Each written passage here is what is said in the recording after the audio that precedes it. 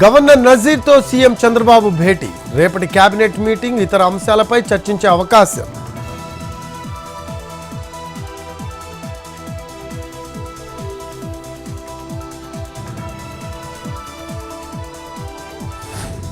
Perni Jayasudha police విచారణకు హాజరుపై ఉత్కంఠ.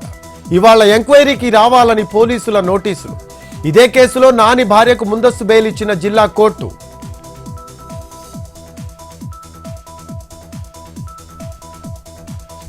హైదరాబాద్లో భారీగా నకిలీ మెడికల్ డ్రగ్స్ పట్టివేత. మౌంటెక్ ఎల్సీ టాబ్లెట్స్ తో పాటు పలు చర్మ సౌందర్య క్రీములు సీజ్.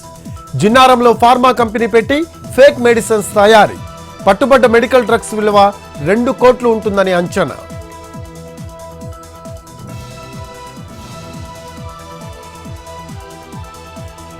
తెలంగాణలో 23వ రోజుకు చేరిన సమగ్ర శిక్షణ ఉద్యోగుల సమ్మె. విద్యాశాఖలో తమను విలీనం చేయాలని వినతి. రెగ్యులర్ చేయాలని ఉద్యోగుల ఆందోళన. పే స్కేల్ అమలు చేయాలని డిమాండ్.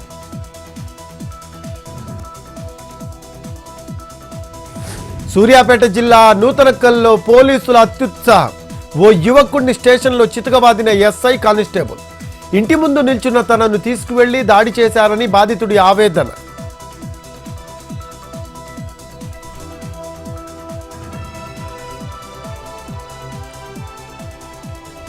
శ్రీశైలం ఎడమగట్టు జల విద్యుత్ కేంద్రంలో వాటర్ లీకేజీ. 1వ యూనిట్ నుంచి కారుతున్న వాటర్. పంపు మోడ్ టర్బైన్ వేగంగా తిరగడమే కారణమంటున్న అధికారులు.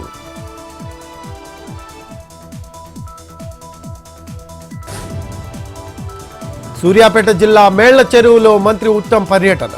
శివాలయంలో ప్రత్యేక పూజలు నిర్వహించిన మినిస్టర్.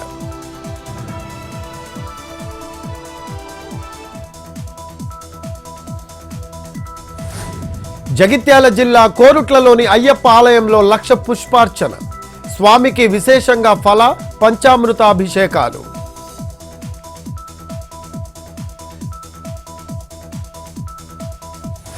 తిరుమలలో గోల్డ్ మ్యాన్ 5 కేజీల బంగారు ఆభరణాలతో శ్రీవారి దర్శనానికి వచ్చిన విజయ్ కుమార్. తెలంగాణ ఒలింపిక్ సంఘం సంయుక్త కార్యదర్శిగా పనిచేస్తున్న కొండ.